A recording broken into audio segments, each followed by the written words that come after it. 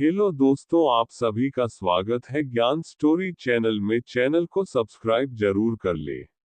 महाभारत हिंदुओं का प्रमुख काव्य ग्रंथ है, जो हिंदू धर्म के उन धर्म ग्रंथों का समूह है जिनकी मान्यता श्रुति से नीची श्रेणी की है और जो मानवों द्वारा उत्पन्न थे। महाभारत को पंचम वेद कहा गया है। ये ग्रंथ हमारे देश के मन प्राण में बसा हुआ है।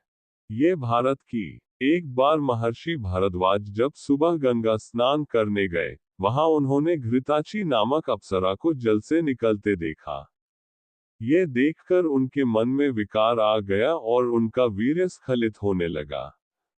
ये देखकर उन्होंने अपने वीर्य को द्रोण नामक एक बर्तन में एकत्रित कर लिया। उसी में से द्रोणाचार्य का जन्म हुआ था। महर्षि भारद्वाज ने पहले ही आग्नेयास्त्र की शिक्षा अपने शिष्य अग्निवेश्य को दे दी थी। अपने गुरु के कहने पर अग्निवेश्य ने द्रोण को आग्नेयास्त्र की शिक्षा दी।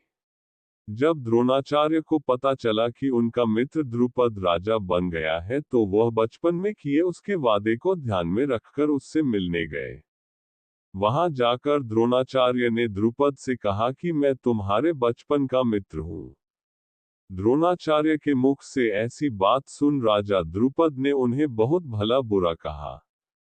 द्रुपद ने कहा कि एक राजा और एक साधारण ब्राह्मण कभी मित्र नहीं हो सकते। राजाओं की गरीबों से क्या दोस्ती। उस समय हम दोनों समान थे, इसलिए मित्रता थी। अब मैं धनी हूं और तुम निर्धन हो। द्रुपद की ये बात द्रोणाचार्य को अच्छी नहीं लगी और वे किसी तरह द्रुपद से अपने अपमान का बदला लेने की बात सोचते हुए हस्तिनापुर आ गए। यहाँ आकर वे कुछ दिनों तक गुप्त रूप से कृपाचार्य के घर में रहे। इधर द्रोणाचार्य अपने पिता के आश्रम में ही रहकर तपस्या करने लगे। उनका विवाह कृपाचार्य की बहन कृपि से हुआ। कृपि से उन्हें अश्वत्थामा नामक पराक्रमी पुत्र हुआ। एक दिन दूसरे ऋषिपुत्रों को देख अश्वत्थामा भी दूध पीने के लिए मचल गया और रोने लगा। लेकिन गाय न होने के कारण द्रोणाचार्य उसके लिए दूध का प्रबंध न कर पाए। इस बात से उन्हें बहुत दुख हुआ। जब द्रोणाचार्य को पता चला कि उनका मित्र द्रुपद राजा बन गया है, तो वह बचपन में किए उसके वादे को ध्यान में रखकर उससे मिलने गए। वहां जाकर द्रोणाचार्य ने द्रुपद से कहा कि मैं तुम्हारे बचपन का मित्र हूं।